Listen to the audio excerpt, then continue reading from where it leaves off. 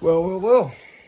It's my first video on YouTube. I've just been watching a couple of videos, and I realized that representation of Chelsea is not enough. It's not enough. I think certain channels have been doing a good job. Um, covering what's needed, talking about what's needed, but I don't know. I feel like other clubs, top six clubs specifically, have taken over this platform. So it will be interesting to see if this channel can grow, if we can go on from here. But yeah, I'm literally recording this on my phone. It's not much to, sorry. Not much to, sorry again. Not much to introduce you by, it's my first upload. But yeah, so let's start talking about a couple of points. It's almost like a season review, kind of like a mid-season review. Do you know what? I'm not feeling great about my season so far. Not great, but do you know what it is for me? Last season, I'll start talking about our manager first of all. Obviously, our manager is Frank Lampard, and last season we finished fourth. I believe it was our lowest point tally, which is disheartening. It's not great to see because, I want to see progress with my team because I'm of the belief that someone like Conte really hurt our club. Really did. We'll go into that later. But anyways, this season we've had 2 wins, 3 draws, and 1 loss. Goals scored are 13, goals against are 9. Where do I start? I'll start with our signings, actually. Our signings have been decent. We've signed, I believe, in my opinion, one of the top 10 strikers in Europe with Timo Verna. I think with Kai Havertz, one of the most sought after talents in Germany. I understand that he's under a lot of criticism so far in the English media. To be fair, I'd say, yeah, I would say English media because I remember watching on Sky Sports a day after his debut. My apologies, actually, not the day after. It was the game versus Liverpool, actually. I believe it was Jamie Carragher discussing what he doesn't, not sure what his best position is. His best position is a number 10, there's no doubt. A player of that talent needs to play in his preferred position. Since we're talking about preferred positions, actually, that brings me to my next player, Christian Pulisic. Christian Pulisic, without a doubt, post-lockdown, our best player, and I would even argue probably one of the best players in the league. He was incredible. What I love about him is his directness. How he just takes on players. I believe for a centre back, for a defender, I used to play centre back a lot. My biggest nightmare is just someone running directly at me with pace. It's always horrible. And the thing about him is he's got a very low sense of gravity. It reminds me of a bit of Eden Hazard, but we'll stay away from that comparison because it's not fair on Christian Pulisic. But yeah, talking about preferred positions, went on a tangent there. Sorry. He's playing right wing for a couple of games after coming back from injury. For me, that's a recipe for disaster. The reason being is that he's had a hamstring injury, which seemed quite serious at the time against Arsenal, and my issue is that a player of that caliber, player with a form of Pulisic, should not be playing as a right wing. If his preferred position is a left wing, he should not be playing as a right wing, especially not to accommodate a player whose best position is probably not a left wing. I'm talking about Mount here. Mason Mount. Mason Mount is a whole topic of debate. I could honestly do another video about Mason Mount, which I probably will, but I will just touch on it briefly after this. It's for me, Frank Lampard. You know, if you want to achieve success, in this club,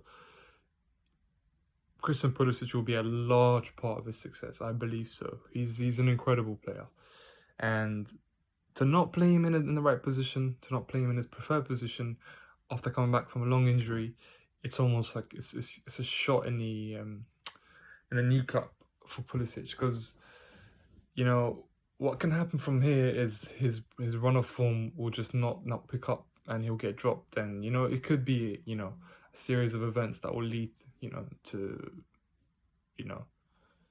Pulisic being out of favour. So he has to play, absolutely no debate, in his preferred position. I don't care who is fit and who isn't fit, because Pulisic is what he's shown world class potential, and I'd like to say that other than Kai Havertz, maybe Thiago Silva in the past, Timo Verna,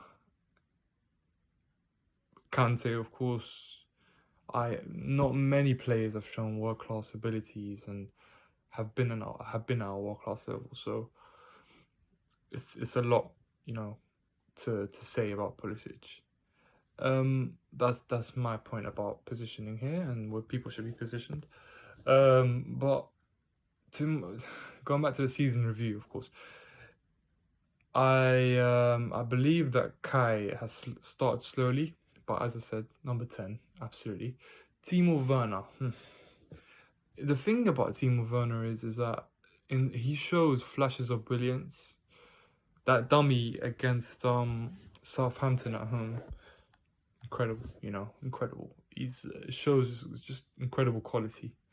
But I do think that it's important that he shows consistency, because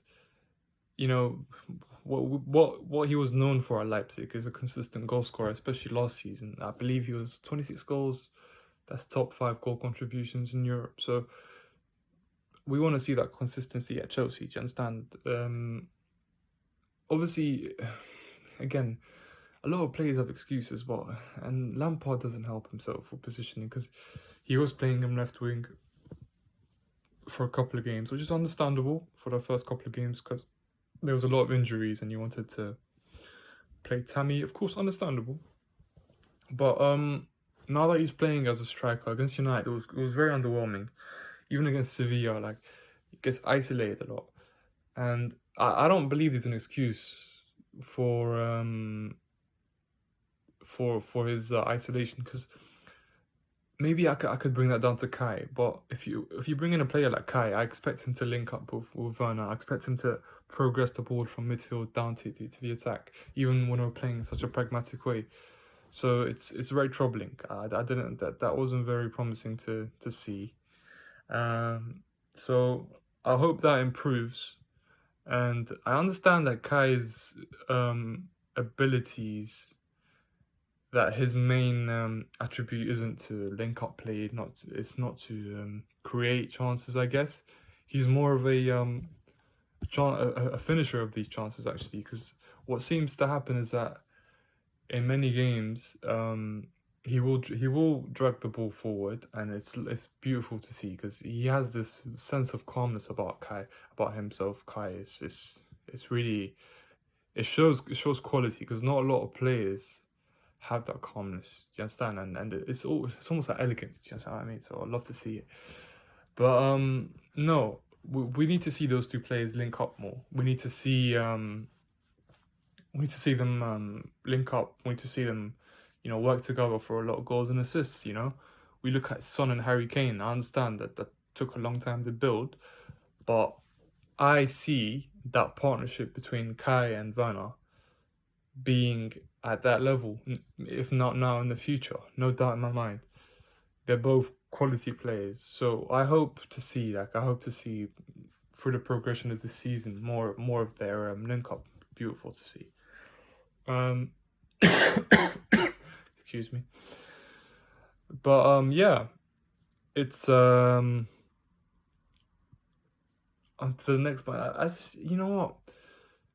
I'm gonna move on from our transfers. Obviously, I'll touch on Thiago Silva and Chilwell Mendy when I talk about the defense, which I will soon. Conceded 3 goals against Southampton, 3 goals against West Brom, 2 against Liverpool, which, Liverpool, the Liverpool result we can overlook, of course, as Chelsea fans. I don't believe we're at the level to compete with Liverpool yet, even at home, which is it's disappointing to say because we did make a lot of signings, we did spend the most in Europe, so we expect to be at that level. But we can overlook that. It shouldn't be a problem. Now when it comes to the other games, let's see if I remember. So Brighton was. I'm not going to touch on Brighton a lot. It was a game we should have won. We did. I was pleased with the performance. If you look at context with that performance, it was the first game of the season. We didn't look very fit, so we got the win, and that's what matters. Perfect. We said we'd overlook the Liverpool result. Next game would be the Crystal Palace game, yeah? 4-0. It was a great performance. It was looking like... actually, I believe West Brom was the game after Liverpool. Yeah, West Brom. We'll touch on West Brom now. West Brom performance. It was... That first half was shocking. Yeah, you can't escape from that. It was shocking, and we should do a lot better. I understand that there was a lot of individual mistakes. Individual mistakes is actually very interesting because we seem to use that excuse a lot when it comes to Frank. Like he's always pinpointing individual mistakes, saying, "Oh, when these happen, you can't help." No, individual mistakes are also down to the manager. I understand that you can't always account for them, but if it's, I believe that if a system is in place and you're a player who might be nervous or might be making a debut, if a system is in place and it's in place in your mind and you know what you have to do, I believe mistakes are less likely to happen. Do you understand what I mean? So obviously, when it's kind of like the burden is on you as a player, mistakes will pop up, and it's frustrating to see. But I do believe that like the reason Liverpool and Man City have great success is because of their systems. There's no doubt. For the past 2 years, Liverpool have had a very a reliable system that they can rely on. It's a bit of a we're moving on from that. Their systems is very easy to rely on.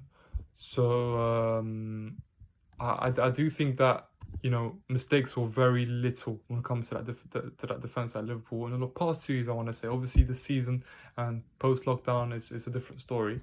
But the reason being is that Klopp has them drilled very well drilled, And when you're well drilled, when you know your roles, when you have something to rely on, it's difficult to see a lot of mistakes in the game. You understand?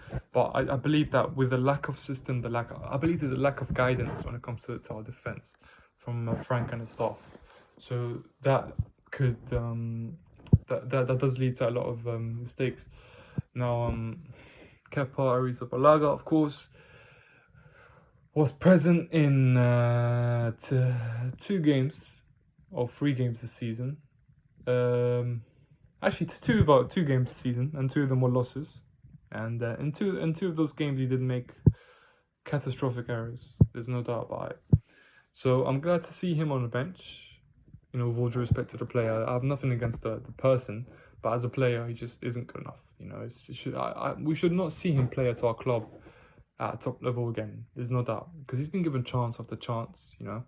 And this whole Peter Cech being included in the squad is actually is very interesting, because obviously we did play it out as a COVID security measure, of course. So that's why Peter Cech was included in the squad. But I believe it's a clear message, hopefully, that this man is here to actually replace Kepa as third choice. I genuinely believe so. I think Caballero is a second choice, and I believe a third choice is Cech. And I don't see Kepa, being involved in the squad again. I hope not. But yeah, he was involved in the game against Liverpool. He's just he's a very frustrating keeper because he doesn't command his area.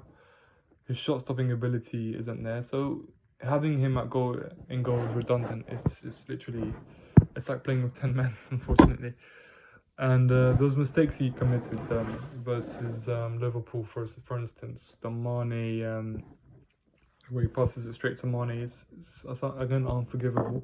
Cost us the game that game, but we said we wouldn't talk about Liverpool. We'll talk about West Brom. I believe Caballero was in goal. Thiago Silva and Alonso were at fault for two of the goals, and I do believe that game proved that Kante and Kovacic don't work well as a pivot as well, which is an interesting point.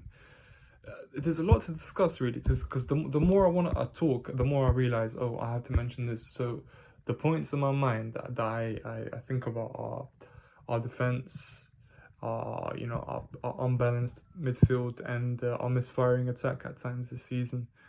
Those three things need to be addressed, and to be honest with you, what I'll say is that Lampard has shown that he is an offensive style manager, which is always a positive. But I, as a Chelsea fan, I've always grown up on pragmatic football, and do you know what? There is some hatred towards it, and at times it's very frustrating to watch. Just a quick anecdote here. I believe personally our worst game that I've watched in the modern era is against Man City, and it's not the game you'd think. It's not a 6-0. It's the 1-0 versus Man City away at the Etihad. We had Conte as our manager. It was horrendous to watch. We did not try. As soon as the clock hit 1 minute, I could tell that the strategy from Conte was to not try, just try to defend your area. It was horrible to watch. But yeah, no, I keep going on tangents. But yeah, I'm new at this, by the way, guys. So if there's any viewers, which I doubt there will be, just give me a break. I'm trying. I'm hoping this will be the first of many videos. But yeah, it's if Lampard does find a balance between defense and attack, which it's a very it's a difficult task to achieve, because if you do achieve it, we're definitely title contenders. There's no doubt in my mind. If you can achieve that balance, because with a good defense, they always tell you defense wins attack. Yeah, wins title. Sorry. So if we find that balance, if we keep defending the way we did against United and Sevilla, but simultaneously find a rhythm and attack, we're definitely title contenders. And you know what? With the length of our squad, we should be able to compete until the end. So let's hope he does find that. But back to the season review. The games we played, I've seen progression. I've touched on every game, so I think it's a good time to end the video. So I will say, I believe that Lampard needs to find that balance, and the way he'll find that balance, for me personally, is if he concentrates on his best attributes as a coach, and put that out to the team. Now, the aspects that he's not great at, you should always delegate to your coaches. Do you understand? That's why I believe that the managers in the Premier League, or the coaches in the Premier League, are incredible. The world class ones. They do delegate to their coaches. I don't believe that Guardiola is a defensive tactician. I believe that he has a reliable member of his team that helps him, that guides him. That's what Frank needs, and I'm not sure if Jody Morris offers that. So I hope that happens. I believe Anthony Barry has come in this season as a coach, and you know what? I believe that the last two games that we've played have had his identity all over them. Because I have not seen this last year. And and I hope this continues. I hope Lampard concentrates on what he's best at as a coach, even if it's man management, because I believe that the for example, I'll give you an example of Alex Ferguson. I don't believe he's a great tactician or a great coach, sorry, a manager. But what I'll say is that he's a great coach. He's probably the best man to man manager, when it comes to dealing with players and motivating them. There's no doubt. There's no one better. That's why he's got a book about leadership. That's why he did a course about leadership, because his best, that is his best attribute. So I hope to see this more from Lampard. I want to see him succeed. I want to see him succeed. But I'll be honest with you. To this day now, if he does get sacked, I will be a bit upset about it. But depending on the appointment that comes post his era, I wouldn't I wouldn't be devastated, because we are a ruthless club, and the reason the reason we found so much success over the last decade and a half is because of our ruthlessness. So if our I can't even talk, guys. Sorry, our ruthlessness. See, the thing is, I don't know how to edit things out, so you guys will see this. Our ruthlessness has, what's it called? If our ruthlessness means that we have to get rid of Frank, and move on to a better manager, then yes, it has to be done, because we'll find success. Because this squad is I'll leave this. I'll leave this on this note. Actually, I believe that Frank has done a great job. I'll tell you why. He's done a great job because, number one, he's got a Champions League football. Number two, he has. I mean, obviously the club have signed these players, but it is without a doubt, with his touch. The players we've signed are incredible. Maybe barring Thiago Silva, who will come good in a short amount of time. But he's left a great squad for the next manager. He hasn't left any deadwood compared to Conte, which is why in the beginning of the video I said that I'm not sure about Conte as a manager. I'm not sure about his tenure. I wasn't happy with the way it ended. But he's left a great squad. And whoever comes after him, if it's the right coach, we could be a European powerhouse. So that's why I say he's done a great job.